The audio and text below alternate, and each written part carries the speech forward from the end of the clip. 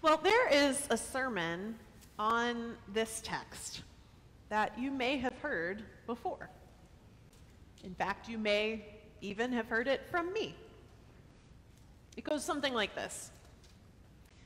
At the Transfiguration, Jesus and his disciples had a mountaintop experience.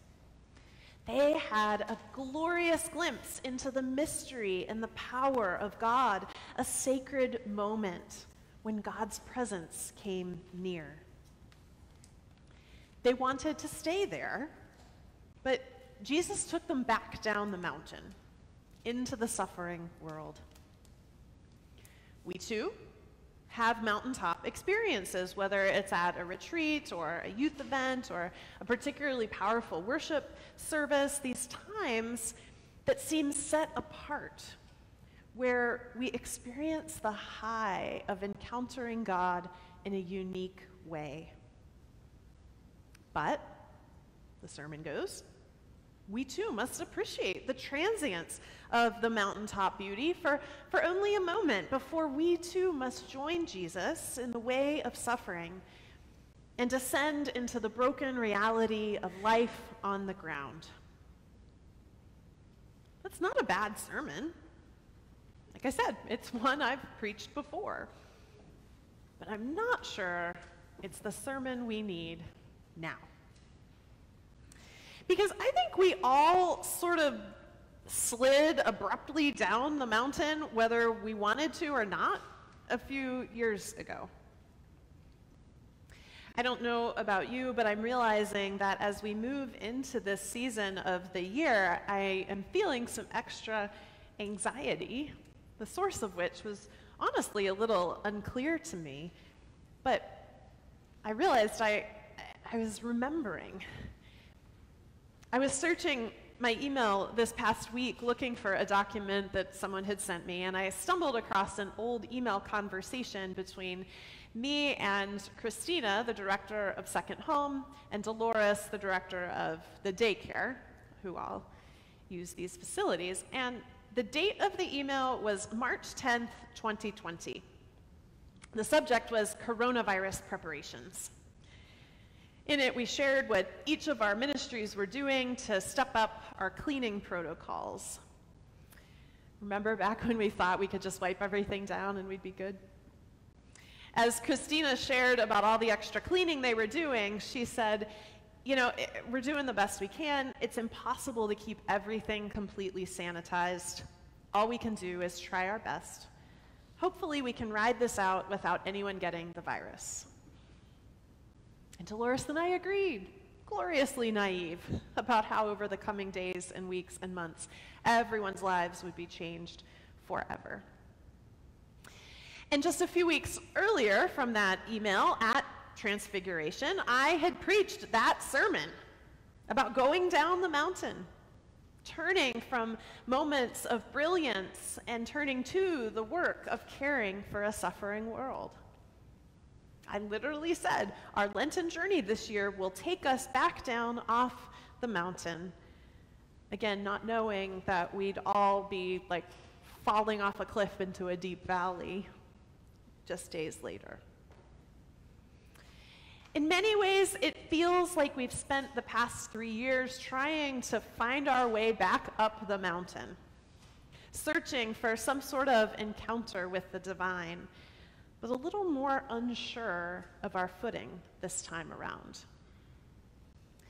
So as we approach another Lent, as we make these preparations and I'm feeling this anxiety, I'm reminded again just how much the body keeps the score, even if we're not consciously aware of it, right? Our brain and our body are shaped by trauma. And in the case of the pandemic and all of the attendant grief and struggle, we as a society carry this collective trauma, and we feel it, even if it's not conscious. And it makes it harder for us to climb up that mountain again. Perhaps we're even wondering why we're making this journey with Jesus here in community anyway. What's the point? If you've wondered that, and found you've got more questions than answers, well, this Lent is for you.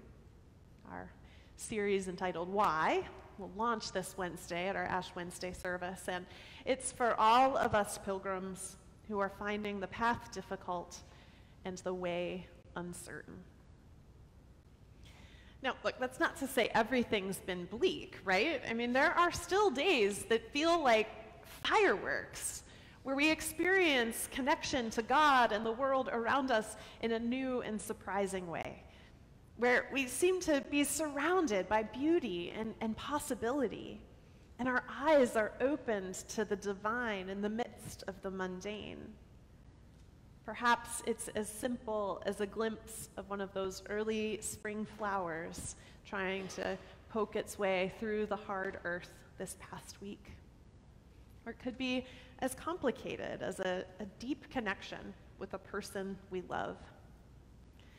But when those moments come, I don't want to be rushed off that mountain. I don't want to be told that I need to come down if indeed I find a moment of luminescence in the midst of the mundane. Can't I just stay a little bit longer, marveling at the glorified Jesus before being told I have to descend into reality? Before being told I need to listen to Jesus, and when I listen to Jesus, it's stuff like what he said right before he took the disciples up that mountain about taking up the cross and losing my life. I understand why those disciples fell to the ground out of fear, out of being overwhelmed, out of the heaviness of it all, and why Jesus needed to reach out and touch them and tell them not to be afraid. Interestingly enough, it turns out that the Hebrew word for glory, kavod, also means weight or heaviness. It's a word that's used in Moses' experience with God on the mountain. There is, it seems, a weight to God's glory that speaks perhaps to the gravitas of our Christian lives as we experience the complex interaction between suffering and hope, giving our lives away and finding that's how we truly live, choosing the risk and reality of pain and loss for the sake of Christ's love for the world. The division between mountaintop highs and deep valley lows are perhaps not as distinct as we thought.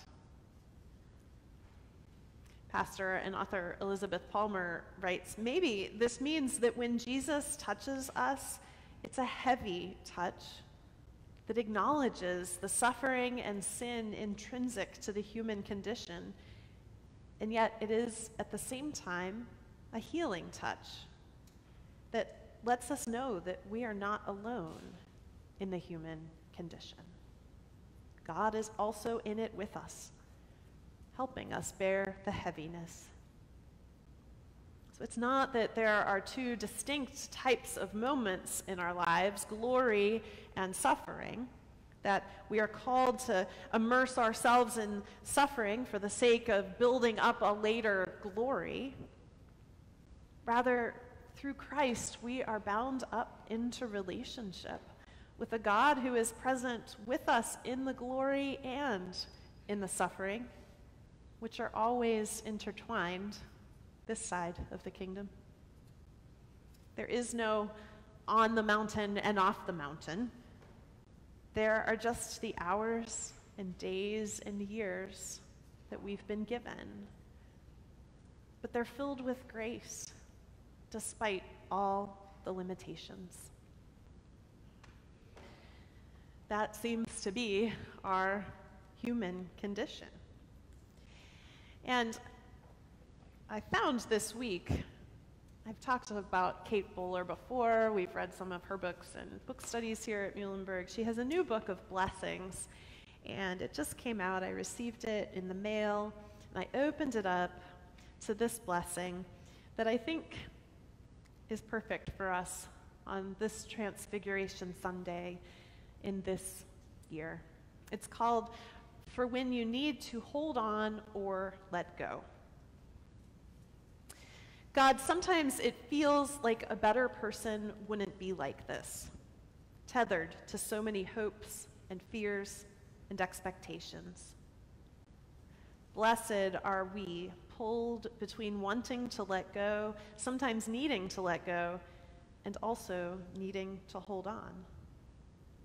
Blessed are we when we yearn for connection and love and touch.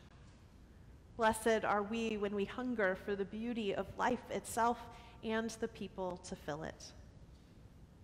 Blessed are we when we are unable to say, I'm letting it go, because we feel like we will be washed away into an ocean of nothingness. Teach us to cling to the truths that enliven our spirits and loosen our grip on the painful untruths, like the one that says we are alone or unlovable, or that desire itself is the enemy. Teach us to hunger for what is good and be filled. There will be no easy addition and subtraction. We will lose and we will gain, and almost none of it will make much sense at the time, and it will force our hands open. In the ebb and flow of wins and losses, comings and goings, may we look for the divine in the mystery of it all, the stubbornness of flowers that still smile at us in the grocery store, and the need for endless small reminders that the pain of it all, the comedy of it all, will point us back to love.